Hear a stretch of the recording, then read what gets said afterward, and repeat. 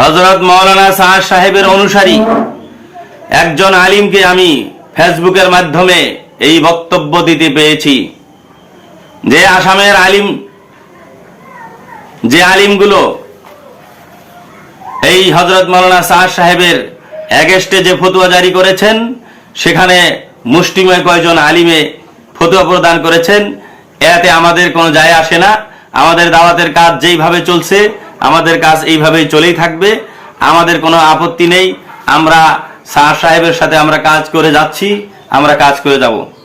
শ্রোতা বন্ধুগণ, সেই ফেসবুকের আলিমকে আমি বলি, হযরত মাওলানা সাদ সাহেব যে ভ্রান্তিকর মন্তব্যগুলো দিয়ে থাকেন, এই ভ্রান্ত মতবাদ তথা তার মন গড়া তাফসীর, তার মন গড়া কথা, এই কথার উত্তর আপনাকে দিতে হবে।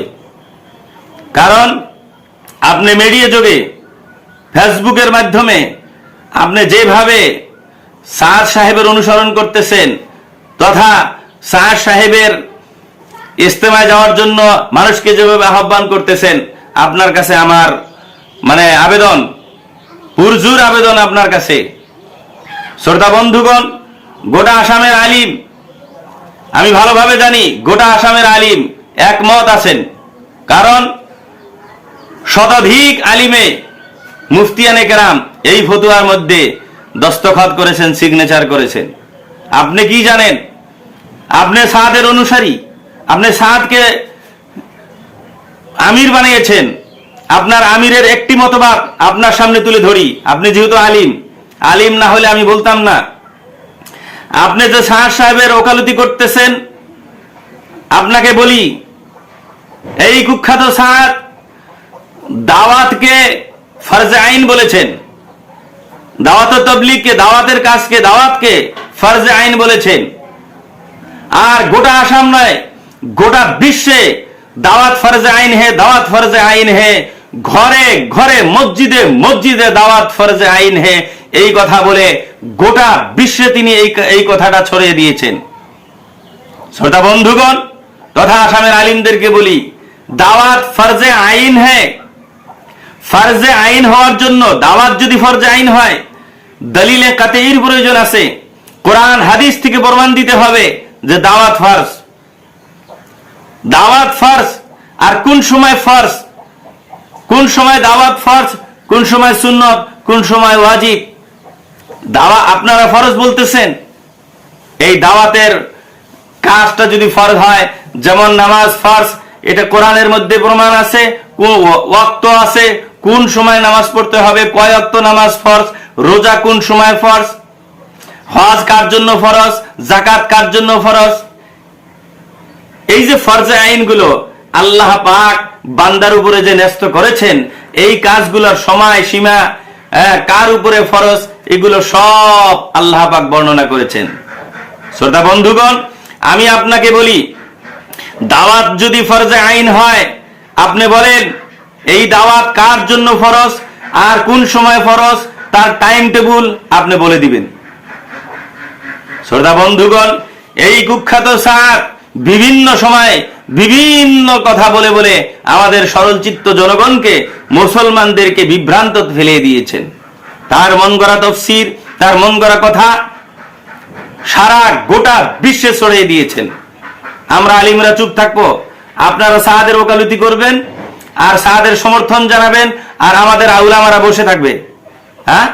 আর আপনি বলেছেন যে মুফতি আব্দুল খালেক সাহেব, মুফতি আব্দুল করিম সাহেব, মুফতি সাইফুল ইসলাম সাহেব, মুফতি কোরমান আলী সাহেব, এরা ফতোয়া দিয়েছেন, ভুল করেছেন, ফতোয়াকে উইথড্র করেছেন।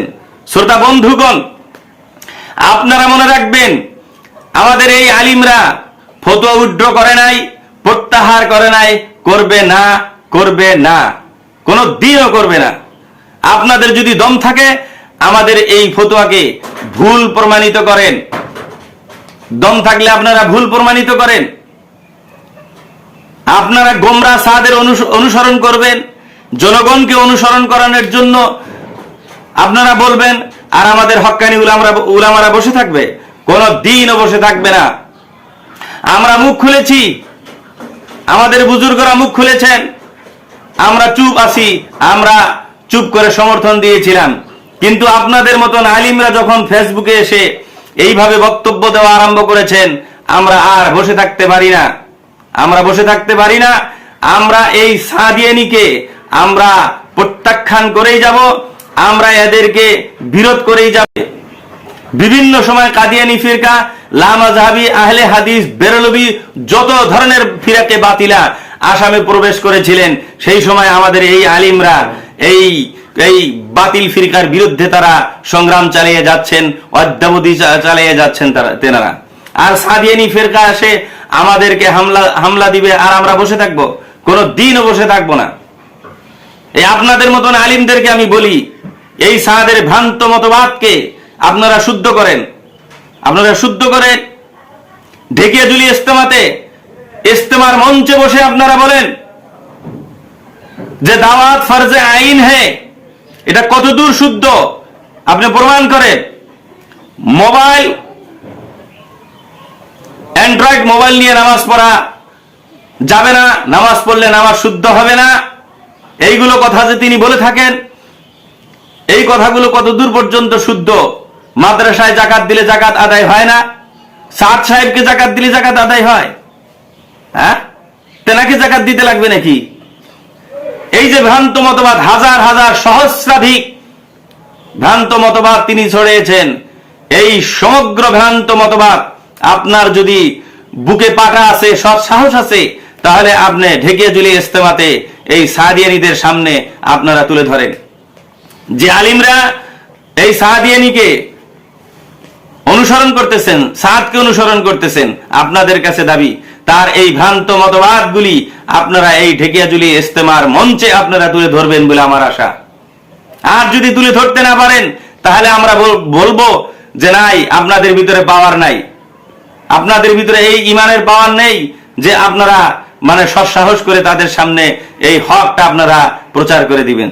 শ্রোতা বন্ধুগণ, গোটা আসামের আলিমদেরকে বলি, আমাদের উলামাদের এই ফতুয়া চিরশুদ্ধ। এই ফতুয়াকে যারা উপেক্ষা করবে, এরা কিয়ামতের দিন জবাবদেহি হবে।